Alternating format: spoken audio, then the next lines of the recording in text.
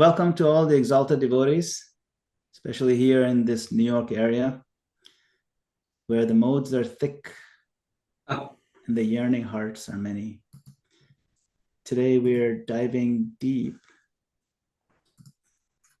literally, into one of the most radiant shlokas of the Srimad Bhagavatam. Now, before we dive into verse 16, let's briefly understand the mood of this chapter so far. So in chapter 87, we find something quite extraordinary. The Vedas themselves are speaking, not just printed texts or dry philosophical formulas, but the personified Shrutis, the eternal sound vibrations. They are offering their heartfelt glorifications of Lord Krishna. They're praying directly to him in his form as Mahavishnu, and their prayers are profound meditations on the nature of liberation, the supremacy of bhakti, and the transcendental beautiful form of the Lord. So just imagine all this, all the different paths, karma path, jnana, yoga, all standing before the Lord. And now the Vedas themselves are declaring, only through devotional service can one truly understand and love you. Everything else in comparison is chewing the chewed. So this chapter is kind of like a TED talk. It's a spiritual TED talk, but from the highest source, the Shrutis themselves. Ideas worth spreading, how to transcend illusion and access the uninterrupted happiness in Krishna's service. So by the time we reach this verse number 16, the Vedas have already peeled back the layers, all the various, impersonal speculation, mechanical rituals, even dry austerities, and they now glorify specifically those devotees who have dived so deeply into Krishna Katha that they live beyond the modes, beyond time, and beyond anxiety. In essence, this chapter shows us what it really means to be beyond liberation. Liberation is not the end. Beyond liberation is to be immersed in Krishna, always tasting his nectar, untouched by material contamination, and swimming forever in the ocean of divine bliss. So I'll share the screen here and we could follow along the verse.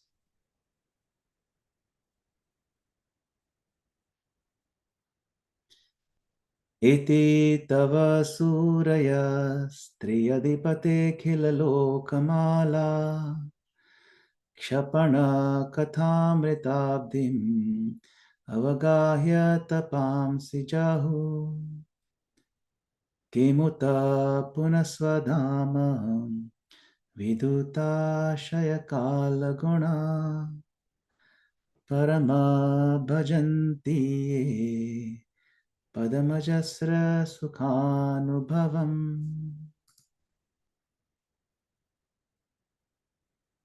Therefore, O Master of the three worlds, the wise get rid of all misery by diving deep into the nectarian ocean of topics about you, which washes away all the contamination of the universe. Then what to speak of those who, having by spiritual strength rid their minds of bad habits and freed themselves from time, are able to worship your true nature, O Supreme One, finding within it uninterrupted bliss. Purport by servants of His Divine Grace A.C. Bhaktivedanta Swami Srila Prabhupada. Srila Prabhupada ki jai. According to Srila Jiva Goswami, in the previous verse, those Shrutis whose presentation of the Supreme Truth may seem impersonal clarified their true purpose. Now in the present verse, those who focus exclusively on the divine personality of Godhead, who speak of his transcendental pastimes, take their turn in praising him. Because all the Vedas declare the supremacy of the personality of Godhead as the cause of all causes, Discriminating persons should take to his worship. By diving into the ocean of his glories, intelligent devotees help dispel the distress of all souls and loosen their own burning attachment to material life. These advancing devotees gradually give up all material attachment and lose any interest they once had in the troublesome austerities of karma, jnana, and yoga. Beyond these devotees are the Suris, connoisseurs of spiritual truth, who honor the nectarian ocean of the Supreme Lord's glories by immersing themselves fully within it. These mature devotees of the Supreme Lord achieve unimaginable perfection. The Lord, reciprocating their sincere endeavors, empowers them to realize him in his personal form. Remembering with rapture the Lord's intimate pastimes and entourage, they are automatically freed from the last subtle traces of mental contamination and from sensitivity to the unavoidable pains of disease and old age. Referring to the purifying power of devotional service, the Shruti said, Tad yatha pushkara palasha apo na shlishyante evam vidhi papam karma na shlishyate. Just as water does not adhere to a lotus leaf, so sinful activities do not adhere to one who knows the truth in this way. The Shatapatha Brahmana, Taittiriya Brahmana, Brihadaranyaka Upanishad, and Bodhayana Dharma Shastra all concur, na karmana lipyate papakena. One thus avoids becoming tainted by sinful activities. The Rig Veda refers to the Supreme Lord's pastimes as follows. Vishnor nukam viryani pravocham ya parthivani vimame rajamsi. Only he may fully enunciate the heroic deeds of Lord Vishnu, who can count all the particles of dust in the world. Many Shruti mantras glorify devotional service to the Lord, such as Eko Vashi Sarvago Ye Nubhajanti Dhiras, Tesham Sukham Shashvatam Netaresham. He is the one omnipresent Lord and controller. Only those wise souls who worship him obtain eternal happiness, not anyone else. In this connection, Srila Sridhar Swami prayed,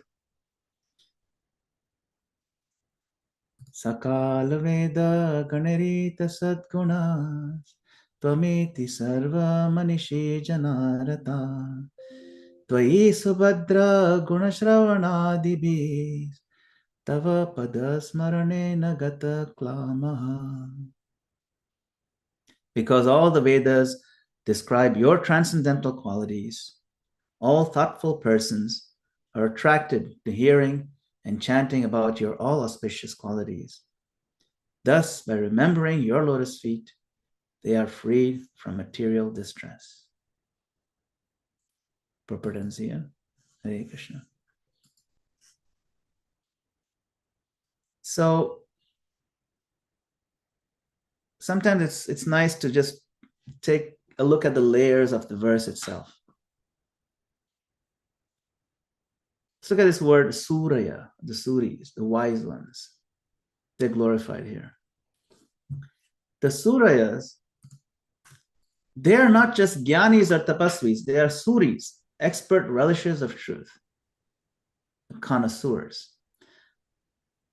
In our Sampradaya, they are like the 6 Goswamis, Srila Prabhupada, and all those bhaktas who no longer live in theory, but relish. They're living in the relish of Krishna. These are the Suryas. Another line that's very poignant is Kathamrita Abdim Avagahya. Kathamrita, this katha, this nectarian topic of Krishna. They're avagahya. Avagahya means they're diving deep into it. They're not just dipping their toe. This isn't about occasionally reading a verse before going to bed. Avagahya means immersing, swimming, surrendering, soaking, embracing every word, relishing the juice that's infinite.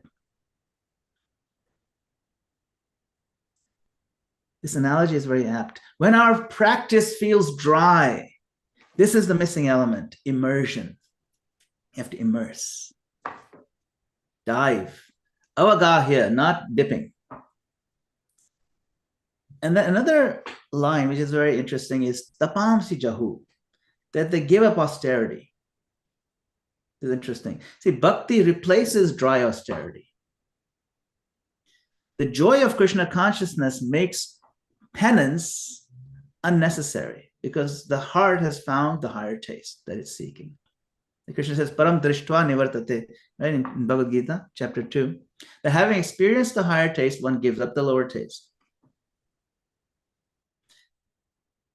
And then there's another line that says, Swadhama vidutashaya kala guna.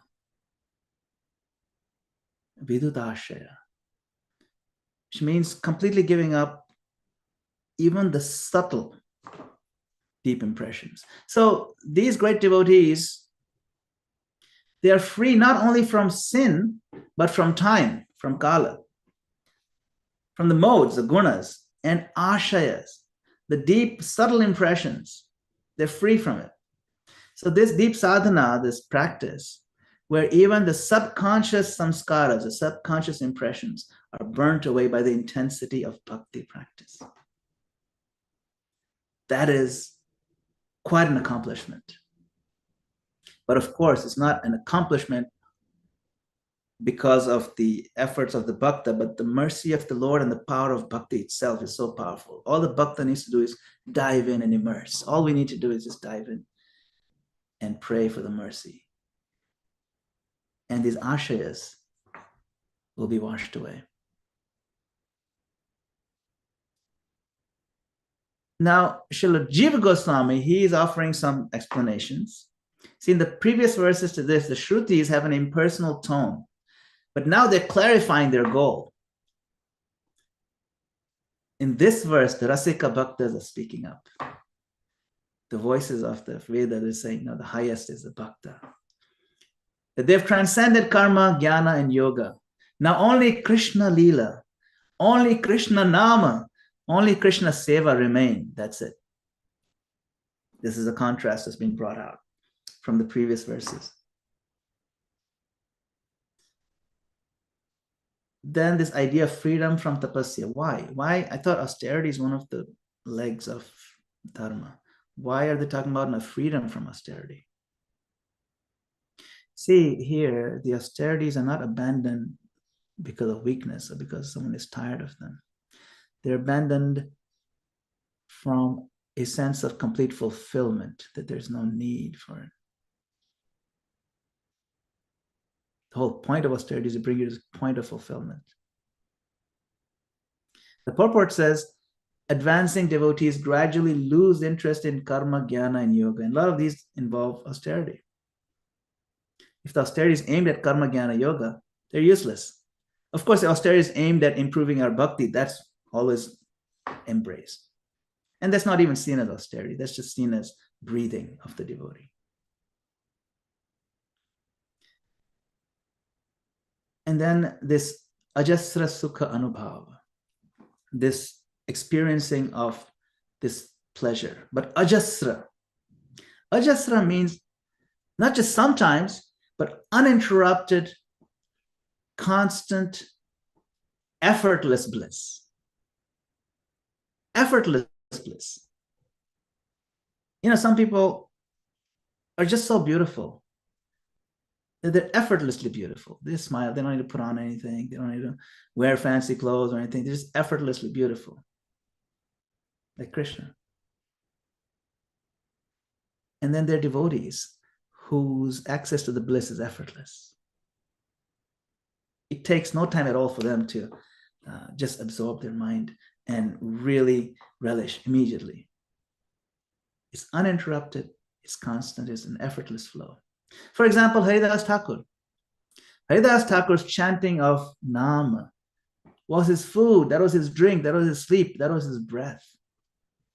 This is called Ajasra Sukha Anubhava.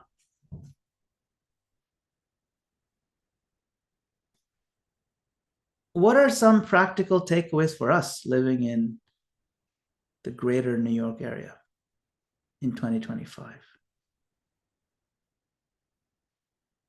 What's so great about New York? Well, many great things. Srila Prabhupada brought his lotus feet there.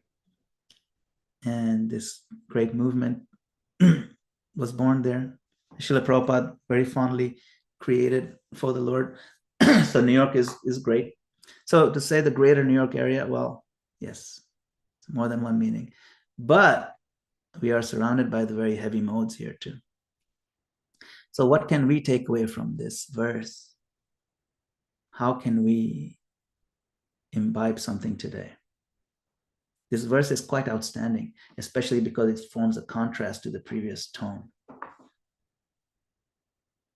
We can make this verse our meditation, not just information. It's not just information that we're going to note down. It's something that we meditate on and pray that how can I fully absorb this into my bloodstream, that it becomes part of my muscle memory, becomes part of my heartfelt feelings. One, we can really think about our daily practice. The avagahya, that word in this verse, avagahya, it's a mindset. When we read Bhagavatam, when we attend a Bhagavatam class, of course, it's said we should hear with rapt attention. So we don't just touch the Bhagavatam, although touching is also very powerful. We don't just touch our beads, although touching is the first step. But we dive in. We dive in with depth, with a relish, with an excitement. What will we find today? What amazing words are going to reverberate in my heart today? Because I know every word in here is just vibrant. Will I be able to understand the context? Let me try. Let me pray to the Lord, my Lord. I know this Bhagavatam, every word, every verse is aimed at coming closer to you. Let me unlock that magic. Let me dive in.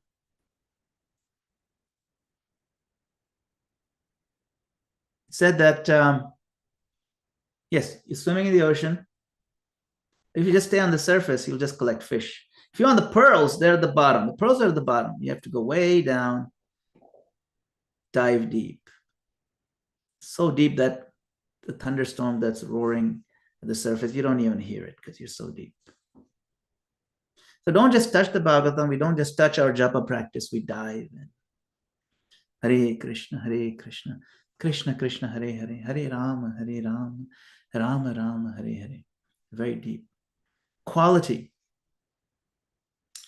And a minimum quantity, but really go for quality. One drop of pure Krishna Katha. Amrita Bindu. One droplet can uproot lifetimes of material illusion. That's how powerful that. It's very potent, this nectar. Amrita literally means a deathless nectar. And all it takes is a drop, but it has to be absorbed. What is your absorption? You know, sometimes you have medication, but if your body doesn't absorb it, the medication doesn't work. See, your cells have to absorb it.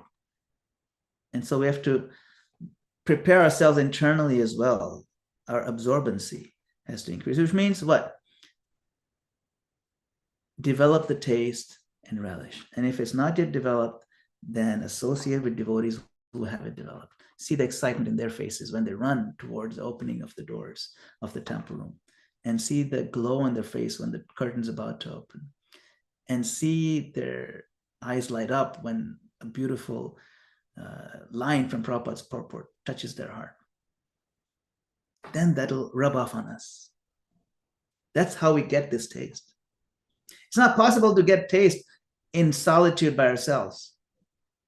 We have to associate. Let's start our day by listening to a few minutes, deep listening, 15 minutes.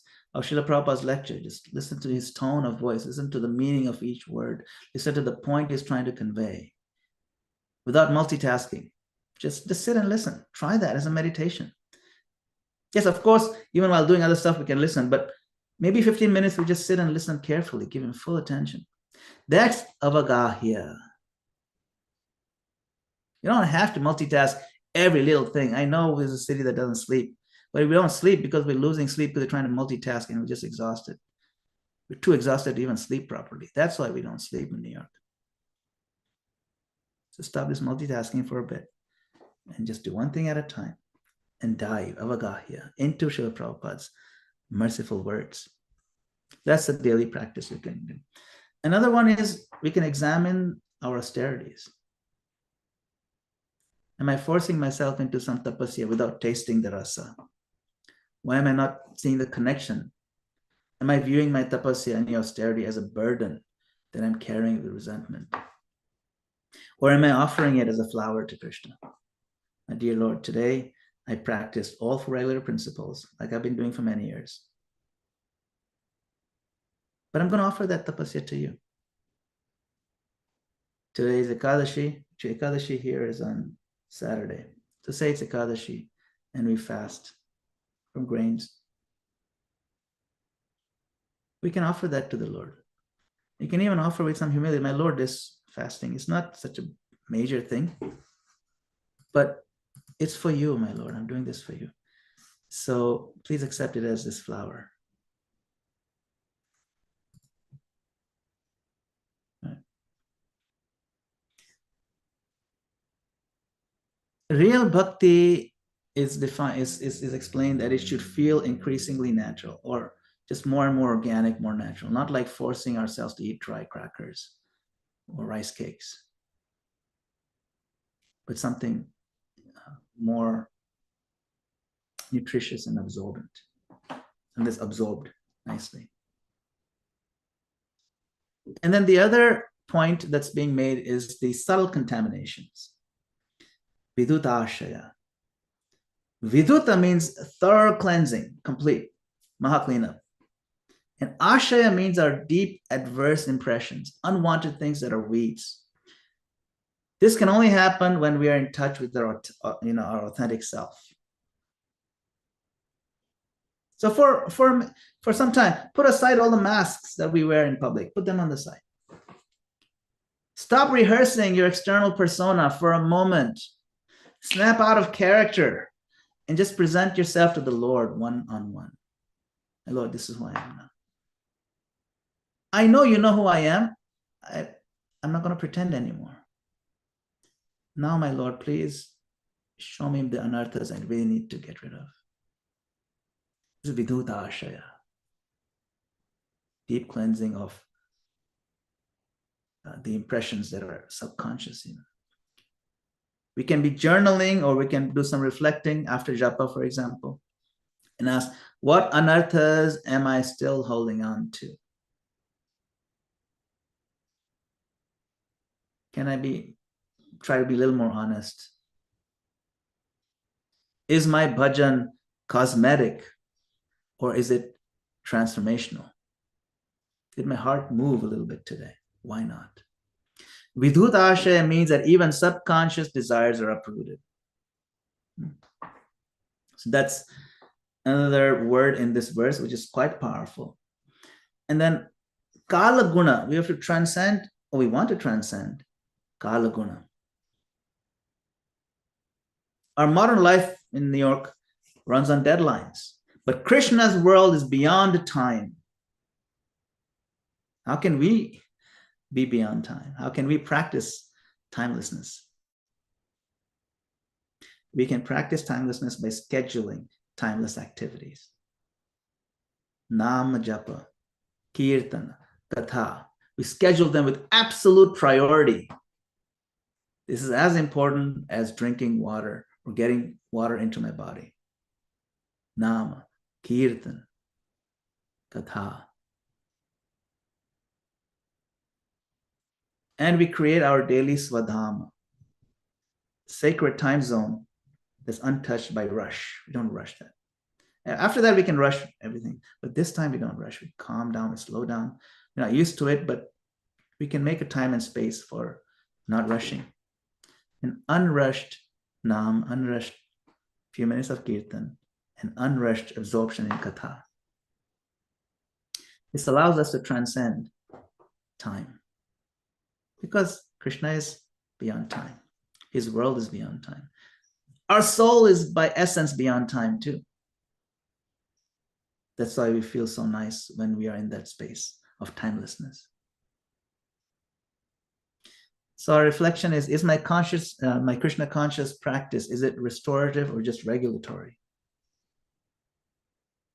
Am I clinging to tapasya just because I haven't yet tasted rasa? Let me understand the meaning of my tapasya. And what would it mean practically to live beyond the time and the gunas today? What can I do to step outside the gunas today? So Sridhar Swami prays in this purport, we see, Tvai subhadra guna shravanadibhi tava pada smaranena gata klama.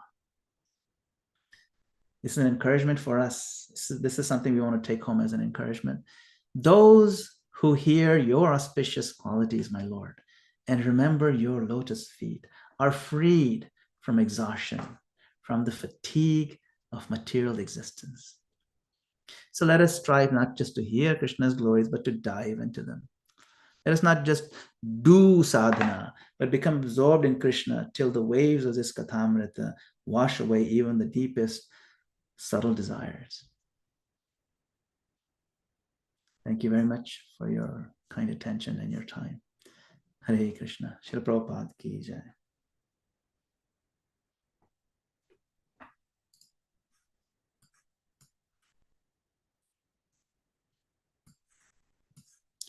Okay, so I think there's some, I didn't see any of these comments. I'm just seeing them now. Yes. Jeffrey Ackler asks, is there an etymological, this is advanced English, I don't know what these things mean, but okay. Is there, let's see, oh, Surya and Suri. Okay, I'm just thinking, there is, the roots of Surya and Surya are different. They could be related, but for Surya, the root for Surya is Swara, which means to shine. And the root for Suri, which means a sage, wise person, is Sura. So the roots are different. So they're not really etymologically related, although the sound's the same. But certainly there's a connection. You can see that both are shining and both are illuminating our path. So certainly we can draw a poetic parallel there for sure. Yes, Bhima Prabhu, my obeisances, please enlighten us. Haribo Prabhu. Haribo. Haribo. What a effortlessly beautiful class. When you mentioned that Krishna is effortlessly beautiful, something flashed in my mind about that brightness and that spirit that you see in people. No matter what they may look like externally, that beauty that comes out with the light in their eyes and stuff. And of course, that's Krishna, that light, that spirit, that brightness.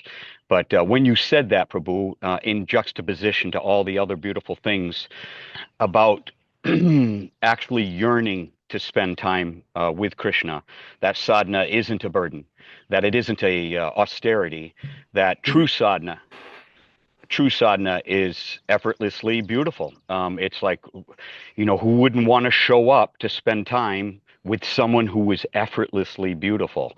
It just makes so much sense to the heart. If the heart had a mind to a philosophy, a form of logic, if the heart had a form of logic, it would be to always show up for that someone, capital S, who is effortlessly beautiful. Thank you very much, Prabhu, for giving me that image to carry me throughout the day. Hare Krishna. Thank you for reflecting that, Prabhu. It's really appreciated. We get a sense of what beauty is when we learn about Krishna. Thank you. Krishna Daya Prabhu. Hare Krishna. Thank you, Prabhu, for the wonderful class. At one point, you were saying about austerity, and then when we are doing austerity, we have to see is it becoming dry or something. And then immediately you said that, of course, austerity in bhakti is we don't see as an austerity. So when I'm reflecting, like as practicing devotees, what else austerities we have other than austerities in bhakti? Because whatever are difficulties, like mostly they are connected to bhakti. Like suppose we are doing some seva, okay, we didn't develop any taste, but we are doing just to please the temple or please the spiritual master. So I see that most of the things are connected to bhakti, right? So can you please elaborate? Of course. Thank you. Yes. What austerities do we perform in bhakti? Of course, they're the basic austerities. And Prabhupada in some lectures, he said, for example, brahmacharya, that's tapasya. That we follow the regular principles, that's tapasya. But that's also defined as just baseline civilized human behavior, right? So that's one level of tapasya. The other tapasya is that we wake up on time, things like that. We fast on fasting days. That's also tapasya, and we offer that to the Lord. Then Krishna defines different kind of austerities in the Gita. You probably remember those, right? Like Krishna says austerity of speech. Remember that? Austerity of speech. As devotees, those are things that we want to, it comes naturally to devotees. And if it doesn't come naturally to us, that's fine, because we're conditioned certain ways. But at least we know what to aspire for. Right? Krishna says, what is the vanmayam tapa uchyate? Vanmaya means vak, means the words. What are these? This is known as tapa of the speech. Anudvega karam vakyam satyam priyam hitam chayat. Not causing agitation or disturbance, being truthful avowedly, but speaking it pleasingly in an agreeable way, and for hita, for someone's benefit, to promote someone's welfare. Swadhyaya abhyasanam. So these are austerity of speech. So we perform, right? And we polish each of these. There's no end to how refined you can be in your compassion when you speak. How kind you can be. You can always be a little bit more kind, isn't it? So like that, austerity is always an ongoing thing. But because we're doing it to please Krishna and please the devotees, it becomes a natural thing. It becomes connected to your process. It becomes connected to the Supreme Lord directly. If I'm in the habit, because of my past conditioning, to always speak harshly, and today I spoke very kindly to you, very like it was like overcoming a mountain to speak one good thing to you, Prabhu. But I can offer it to Krishna. Krishna, I just wanted to shout at Krishna there, Prabhu, just that's because of who I am. But today I didn't shout at him. I didn't talk nastily to him. I actually talked nicely. That's my offering to you, my Lord. Please help me be more like that. So depending on where we are on our level of growth, if we understand the framework of the principle where we want to be like this, and then we work a little bit toward it and make that an offering to the Lord reciprocates by making that your default setting. And all of a sudden now you're stronger. And all of a sudden I'm becoming a little bit more kind than I was. I'm not such a jerk that I normally am. So these are different austerities that we can offer, but when we offer them in connection with Krishna as an offering to him, as a personal flower to him, then it's not separate from our Krishna consciousness. You see, the consciousness is where it's out. Thank you, Prabhu. It's a good point. Thanks. Lata, please go ahead. Hare Krishna, Prabhuji. Thank you so much for the awesome class. Please accept my humble obeisances. All glories to Srila Prabhupada. Prabhuji, your class gave me so much deeper understanding of how to actually fully immerse ourselves in various ways, during the day through chanting. Many of the time, obviously, I'm distracted I finished my 16 rounds, but it's like there are some rounds which I know that I just ran through. I don't know what I said, but even doing kirtan or listening to katha. So thank you so much for, I don't know what term did you use for that, but something that meant that you immerse yourself in whatever you do. That was a very valuable point for my introspection. And also I liked the way that you said that even we can make a very small simple prayer by offering, but saying Krishna, my austerities may not be that great, but whatever I do and whatever pleases you, please accept that. So Prabhuji, my question is like, how can we we make so many imperfect, I mean, at least for myself, I'm gonna say so many imperfect efforts in the bhakti throughout the day. How can I grow to trust that even those imperfect efforts can still please Krishna? Mm. Yes. That is a good question, isn't it? How do I know that my efforts are actually pleasing Krishna, or my bhakti is actually working? Right? How do I know? There is a verse in the 11th canto, Bhakti Pareshanu Bhava Virakti. Let me see if I can, I don't know if I can remember that. The Nava Yogendras, they're asking, or they're explaining to Maharaj Nemi, Bhakti Pareshanu Bhava Virakti, Anyatra Chaisha Trika Eka Kala. That when one performs devotional service, one experiences these things. They experience, you feel the presence of Krishna. They directly experience Krishna, the Supreme. That happens. You must have felt Krishna's presence. You reflect on how his hand is there in your life. You reflect, or sometimes when you see the deity form, oh my God, Krishna is right here, like he's smiling at me. So this is Paresh Anubhav. So this is how you can measure. You see and feel Krishna's presence in your life. Then Virakti also happens. We feel detached from things that we used to be attached to.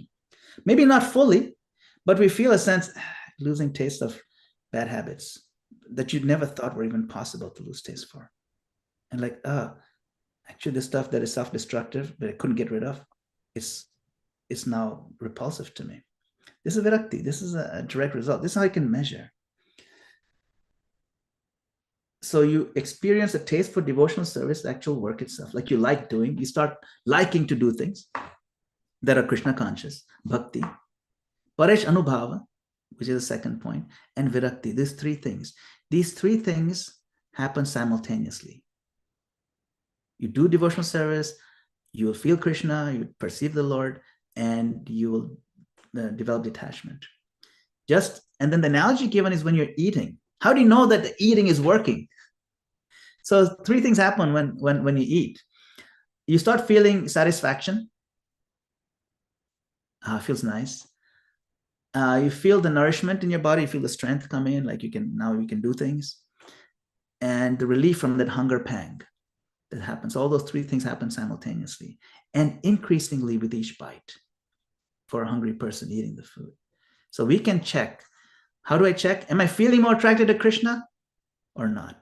Am I finding joy in kirtan and hearing and serving? If the answer is yes, then things are working. If you ask a question, how do I measure? This is how you measure. It's a qualitative measure. And then Paresh Anubhav. Do I feel Krishna's presence more and more clearly? Am I developing more faith that he is truly my well-wisher? That he is not a sadistic person who enjoys torturing me? No, he loves me. Am I sensing some inner peace and connection even amid external tribulations? This is Paresh Anubhav. And Virakti, Anyatra means other things other than Krishna conscious things. Are my material desires reducing naturally, not by force, but like just falling off? And even when I engage in worldly pleasures, do they feel substantially less satisfying by contrast? Well, okay, that's another sign of Virakti. See, Vairagya does not mean forced renunciation, but a natural disinterest that develops because Krishna becomes more real in your life and that enjoyment becomes truly pleasing.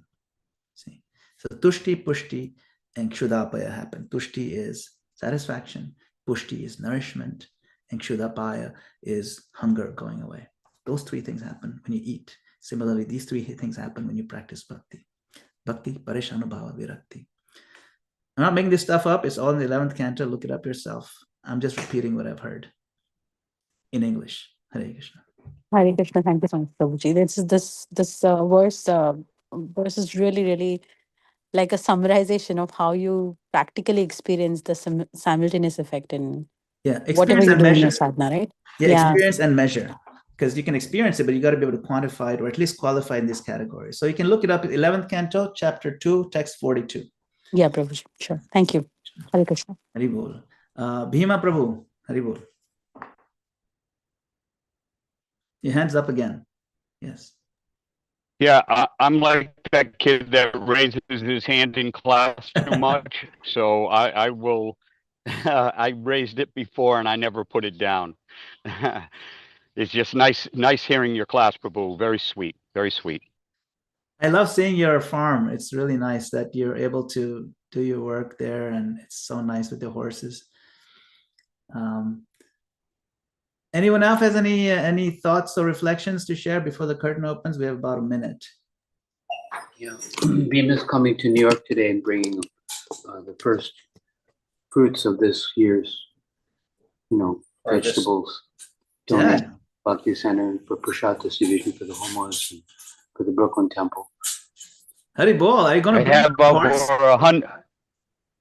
Yeah, 100 heads of organic romaine, lace leaf, Boston lettuce, arugula. I don't think we harvested any spinach, baby greens, et cetera, et cetera. Yeah, we got ahead. We were out in the sun as much as we possibly could. This is mostly my son at work, 90% my son.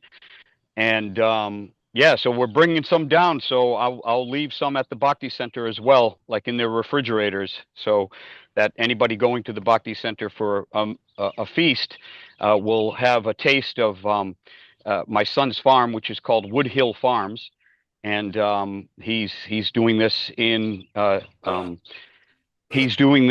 synergy with Adi Purusha's food program. And also running his own retail market garden. But Krishna's blessings are unbelievable when you see a former wildly grown meadow turn into a productive 2,000, 3,000 pounds a year produce, and from tiny little seeds and a lot of hard work and the sun and the rain and Krishna's kiss. It's just a wonderful way to do a sadhana. Chanting in the garden is less distracting to me than sitting in a chair rocking back and forth like I'm on the spectrum. I like to chant while I'm working. Hare Krishna. Thank you for sharing this. It's such a selfless thing that you're doing. It's really uplifting for all of us. Adi Purush Prabhu ki jai. Thank you. Wonderful class, Madana-gopāla Prabhu. Hare Krishna. Madana-gopāla Prabhu, do you have a few minutes for the afterglow? Yes, sure. Thank you. Dear devotees, take advantage. Ask pertinent questions. Min has her hand up. Hare Krishna, Min. Hare Krishna. Thank you so much for the class. I really appreciated your answer to a question of how do we know if we're pleasing God.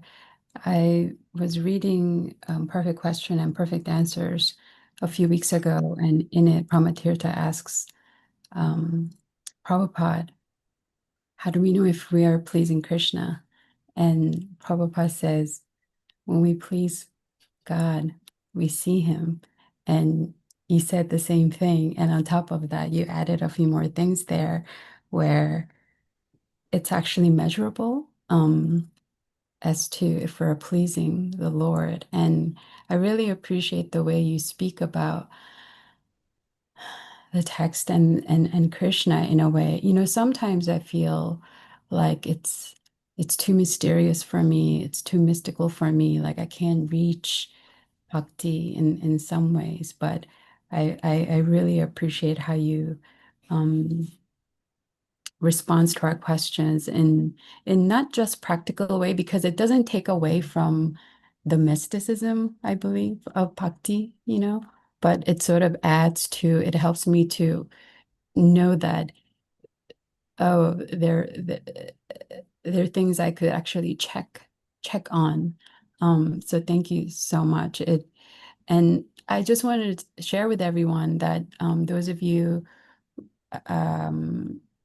who haven't seen it or didn't know about it, Madana-gopāla has given a lecture, is giving a series of lectures on Nectar of Instruction. And he spoke on the text, second verse a couple of days ago, and it was amazing, I have to say. And I think that you touched on some of the things that we heard from you that day, and how there are things that steal away bhakti from us, and there are practices that we could apply, and sort of methods to how to move into transcendence every second of our lives. So I highly recommend it. Thank you so much.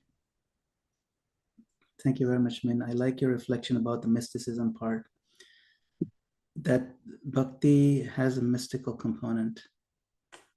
In fact, there are those great sages, they're called the mystics. Even in other traditions, like the Sufi mystics or even the Christian mystics, they emphasize the magical nature of direct connection with God. That's why it's called mystical. And as we come closer in our bhakti to Krishna, our eyes open to the mysticism that has been in front of us the whole time. Yes. You see, yes. The mysticism, even the way our hands work, it's mystical. The way my heart is beating, it's mystical. The way the sun rises, this is all mystical. And then you realize that miracles have been happening everywhere, at the molecular level, at the cosmic level. And then we see that, oh, just because it's been happening, we take it for granted. And so bhakti is no less scientific and no less obvious and ubiquitous as the mysticism that's around us all the time. And so the lens of bhakti allows us to see that. And then we see there's only two ways to live in this world: to see that everything is a miracle or nothing is a miracle.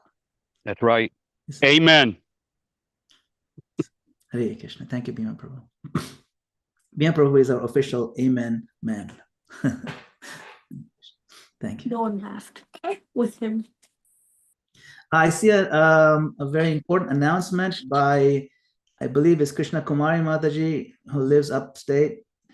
Please do attend this July 5th. It's the July 4th weekend, the Saturday, July 5th, meeting of the friends and disciples of Sasur Goswami Maharaj. It's in Stuyvesant Falls. Make a note of it. I'm hopefully going to be there as well. I'm planning to be there. And everyone is welcome to come. It's a really nice thing to see a great sadhu who has contributed so much. Guru Maharaj has written many books. Krishna Consciousness, he authored Prabhupada Lilamrit. He was one of the first members of ISKCON. He joined right there in 26 Second Avenue. So, definitely take this advantage. He's turning 86 this year. So please come and take darshan of this wonderful, sannyasi and guru and leader in our movement. And it's open to everyone. So, Hare Krishna. Yes. Thank you, Madana-gopāla Prabhu. Thank you, Krishna Kumari, for facilitating this. When a ballerina runs up and down the stage, it looks so effortless. She makes many, many, many steps, but the stage is limited, and there's a tremendous effort behind this art. Does that apply to bhakti? When you become like Madana-gopāla Prabhu, does that is that there's an immense amount of effort behind it, or you just Did you write that, Ananda Bihari, or was that taken from some classic piece of literature about the ballerina? Were you actually seeing that? No, this is an example. I watched a video on ballerinas, and they Oh, say when they run so effortlessly, there's a tremendous the shoes they wear, the stretching they're doing. It's immense, but they run that's so effortlessly. So is that how it works in bhakti? Madana-gopāla Prabhu? I thought you were speaking from your personal experience, Prabhu. Like I can easily envision you being I'm the a ballerina. peasant. I have nothing to do with ballet. he's Nureyev. I think you're He's secretly a ballet. Baryshnikov. He's Baryshnikov. You're Yeah, secretly a yeah. ballet master. You just kind of bring the analogy because I can totally picture you in those tights, Prabhu. Okay, but no, it's a good question. It's interesting because the model that we used to understand how this happens, it's counterintuitive. When you learn ballet or learn piano or any of these arts, especially the real experts, they make it look so effortless when they're doing it. But we've put a lot of practice into it, right? Like if you ask somebody for directions, how to get a Carnegie Hall, and they'll say, practice, practice, practice. That's how you get a Carnegie Hall. And so, yes, we have to practice. However, in our bhakti practice, what the practice is doing is actually bringing out the inner ballerina in you. It's not that you're never a ballerina. You have inner ballerina in you. You see, you have the inner expert bhakt in you who is just waiting to burst out. It's basically a fish that has been deprived of water.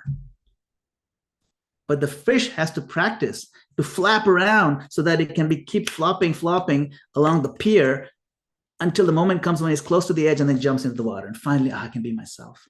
That's the real reality, is that to be effortlessly practicing bhakti like breathing, it's the most natural thing for us. But we are in an unfortunate, unnatural environment in a conditioned, incarcerated state of our own doing, unfortunately. So it's like the fish flopping around on the pier, and we are those. So yes, once the fish is in the water, it looks effortless. And it is effortless. It's born with that. I mean, it's supposed to be that. But how much effort is required for it to keep flopping around until it gets in the water? You see, that only the fish knows. But similarly, for us to undo our own undoing is really our project. So yes, effort is required. Effort is required. I can't believe I get to be an inner ballerina. This is my dream. You're an outer ballerina. Can you do some jumps on that meadow? I'll let the horse do the jumping and I'll just hang on. Yeah. This is the new word in the belly art. Okay. All right. Thank you very much, Madana-gopāla Prabhu. Excellent class. Excellent Q&A. We love everyone on this call and outside too. Let's see, is Karen, are you here? Karen, please bring Isaiah and Annabelle. We need the mantra. Wait up! Wait up! This is called effortless Krishna consciousness. Yeah. Isaiah and Annabelle. Effortless beauty, effortless Krishna consciousness. Great. Thank you. Okay, Hare Krishna.